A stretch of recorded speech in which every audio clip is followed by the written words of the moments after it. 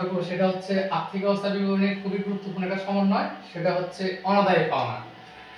SSC, HSC অথবা BBA যে ক্লাসে বলেন না কেন, এই অংশটা করতে যায় তারা এখানে স্টুডেন্ট খুবই কম আছে। তো সবারই সমস্যা যে ভাই আমি তো অনাদায়ী পাওনার এই কাজটা বুঝিই না, এটা কিভাবে সমাধান করব।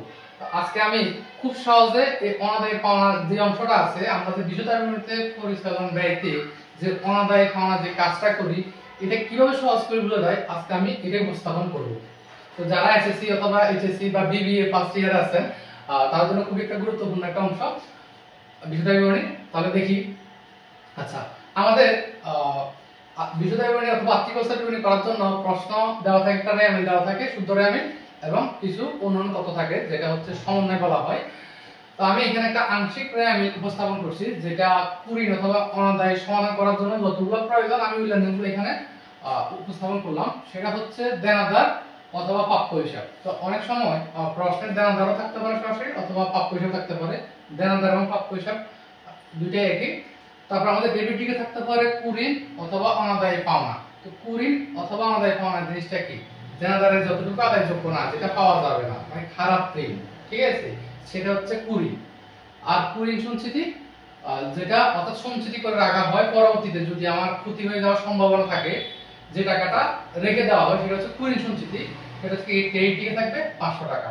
এখন এই বিশদ বিবরণী অংশটুকু করার জন্য আমাদের রেয়ামিলে থেকে বেশি আর কিছু দেওয়া থাকে না, আর অন্য কিছু নিয়ে চিন্তা করার দরকারই নেই। এই দুইটা লেনদেন দেওয়া থাকতে পারে, অনেক সময় একটা দেওয়া থাকে, অনেক সময় দুইটা দেওয়া থাকে। তো আমি দুইটা লেনদেনই এখানে উপস্থাপন করছি।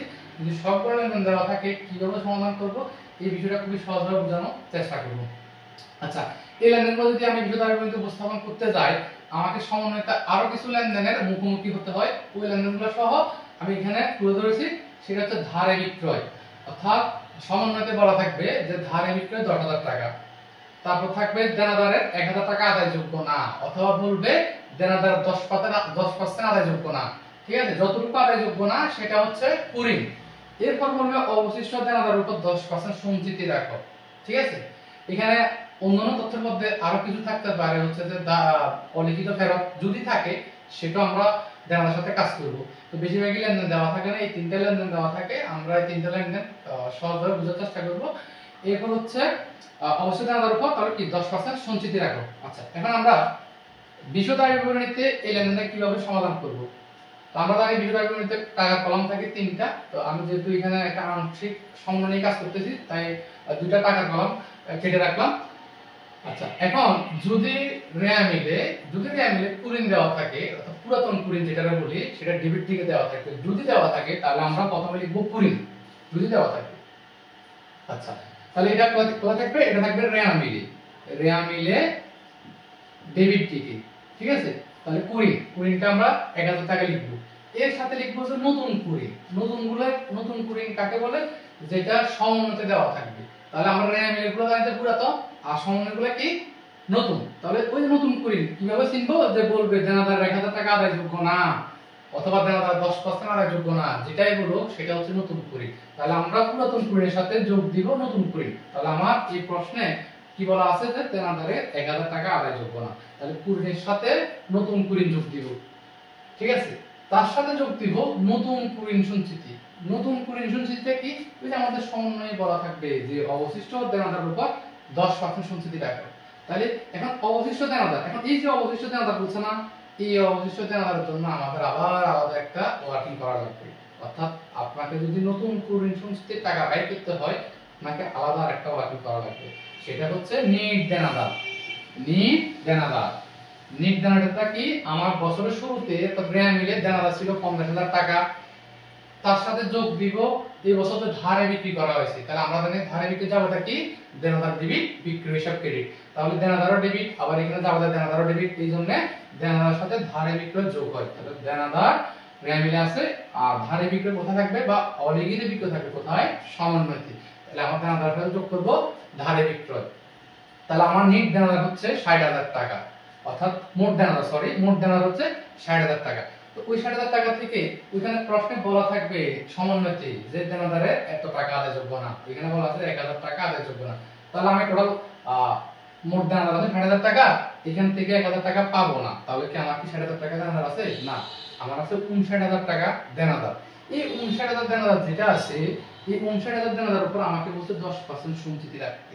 তো এখান থেকে ভাই আবার যোগ বিয়োগ কি হতে পারে, যদি অন্যান্য তথ্যের মধ্যে অথবা সমন্বয়তে যদি অলিখিত ফেরত থাকে এটাও বাদ যাবে, যদি দেনাদারকে চেক দেয় এটা প্রত্যেকখান হয় ওইটা যোগ হবে, ঠিক আছে।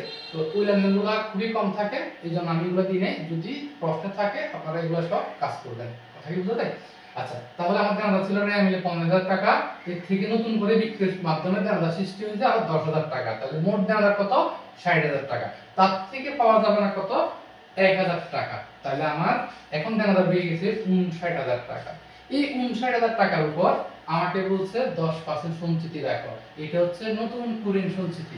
তাহলে ৫৯০০০ গুণন 10%, তাহলে ৫৯০০ টাকা, সেটা আমরা এই নতুন কুঋণ সঞ্চিতি নামে যোগ দিই। তাহলে আমার কুঋণের সাথে নতুন কুঋণ যোগ দেওয়ার পরে ২০০০, এর সাথে নতুন কুঋণ সঞ্চিতিটা আসছে ৫৯০০, তার থেকে পুরাতন কুঋণ সঞ্চিতি, তাহলে আমি বলছিলাম পুরাতন কুঋণ কোথায় থাকে? রেয়া মিলে থাকে। তাহলে পুরাতন কুঋণ সঞ্চিতি রেয়া মিলে ক্রেডিট দিকে আমরা খুঁজবো।